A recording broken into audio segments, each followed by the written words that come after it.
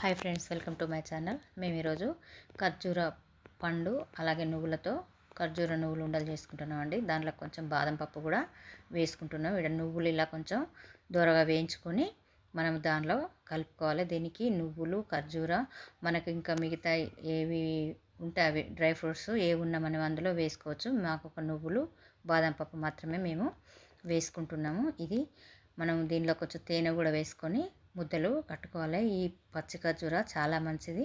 ఇది ఎవరైనా తినచ్చు. చిన్నపిల్లల కాడ నుంచి ముసలి వాళ్ళ వరకు ఎవరైనా మనం ఈ ఖర్జూర పండును తినచ్చు.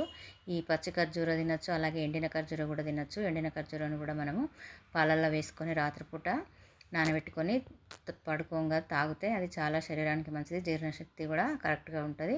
మోషన్ ఫ్రీ లేని వాళ్ళకు కూడా అది చక్కగా పనిచేస్తుంది. పచ్చి ఖర్జూర అయినా ఎండు ఖర్జూర అయినా వీటిని మేము నెయ్యిలో కొంచెం వేయించుకున్నామండి. ఈ బాదం పప్పును నెయ్యిలో వేయించుకొని దీన్ని కూడా దూరగా వేయించుకోవాలి. వేయించుకొని తీసి దీనిలోనే మనము ఖర్జూరాన్ని వేసుకోవాలి. ఇలా ఈ బాదం పప్పు గోధుమ రంగు వచ్చేంత వరకు వేయించుకోవాలి. కొంచెం మాడకుండా చూసుకోవాలి. ఈ నెయ్యిలో వేయించి తీసి పక్కన పెట్టుకోవాలి. అలాగే అదే దాంట్లో మనం ఖర్జూర కట్ చేసి పెట్టుకున్నాం కదా, నేను 1 కేజీ ఖర్జూర తీసుకున్నా. ఈ కేజీ ఖర్జూరను ఇలా ఇదే నెయ్యిలో కొంచెం 2-3 సార్లు అటు ఇటు అనుకోవాలి. కొంచెం నెయ్యి దానికి పట్టేటట్టు అనుకుంటే అది కొంచెం పాకం వచ్చినట్టు అవుతుంది. ఎందుకంటే మనం దీనిలో బెల్లం వేసుకుంటాం. బెల్లానికి బదులుగా ఖర్జూర వేసుకుంటున్నాం కదా. బెల్లం అంతా ఆరోగ్యానికి మంచిది కాదు కనుక ఖర్జూర తినాలనే ఉద్దేశంతో మేము ఖర్జూరతోని చేసుకుంటున్నాము. ఎవరైనా బెల్లాన్ని, చక్కెరను ఎంత మానేస్తే అంత మంచిగా ఉంటుందని ఈ రోజుల్లో డాక్టర్లు చెప్పే సలహా. అలాగే మనం కూడా పిల్లలకు ఎక్కువగా ఇస్తే దీనిలో కాల్షియం ఎక్కువగా ఉంటుంది. బొక్కలకు మంచిగా పనిచేస్తుంది.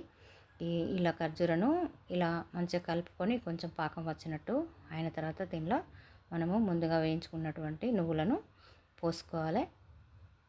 నువ్వులను పోసి పాకంలో ఉండనియాలి. ఇది కొంచెం వేడైతేనే పాకం వచ్చినట్టు అవుతుంది. మనం మామూలుగా అయితే మిక్సీ పట్టుకొని కూడా చేసుకోవచ్చు. కానీ మేము ఇట్లా నెయ్యిలో వేయించుకున్నాం కనుక దాంట్లో నువ్వులు ఈ ముందుగా వేయించి పెట్టుకున్నటువంటి నువ్వులను వేసుకున్నాము. ఈ నువ్వులను కలుపుకోవాలి. ఇలా కలుపుకొని చల్లారిన తర్వాత మనము ముద్దలుగా చేసుకుని మన ఇష్టం వచ్చిన సైజులో మనము వీటిని చేసుకోవచ్చు. ఇలా 2-3 సార్లు కలుపుకొని నేను దీనికి ఒక 100 గ్రాములు నెయ్యిని కూడా తీసుకున్నా. అది నెయ్యి కాదు, తేనె.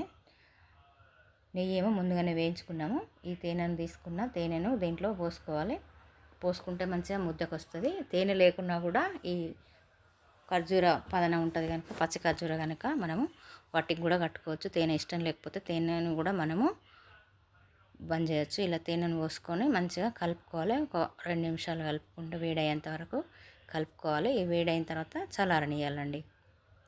ఇలా నేను ఒక బాదాం వేసుకున్న. దీనిలో డ్రై ఫ్రూట్స్ మనకి ఇంట్లో ఏవి ఉంటే అవి వేసుకొని మామూలుగా ఖర్జూరతో కట్టుకోవచ్చు. నువ్వులే కాకుండా పల్లీల ఉండలు, ఖర్జూర, మనకు పుచ్చకాయ గింజలు, ఏ డ్రై ఫ్రూట్స్ ఉన్నా కూడా మనం కట్టుకుంటే చాలా మంచిది.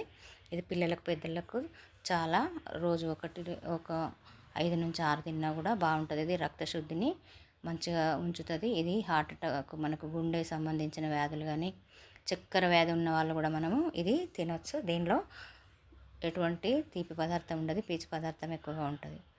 Thank you for watching. ఈ వీడియో కనుక నచ్చినట్టయితే లైక్ చేయండి, షేర్ చేయండి. అలాగే సబ్స్క్రైబ్ చేసుకోవడం మాత్రం మర్చిపోకండి. ఇలా చల్లారిన తర్వాత ఇలా ముద్దలు చేసుకొని మనకు ఇష్టం వచ్చిన సైజులో చేసుకొని మనము రోజు 1 నుంచి 2 తినొచ్చండి.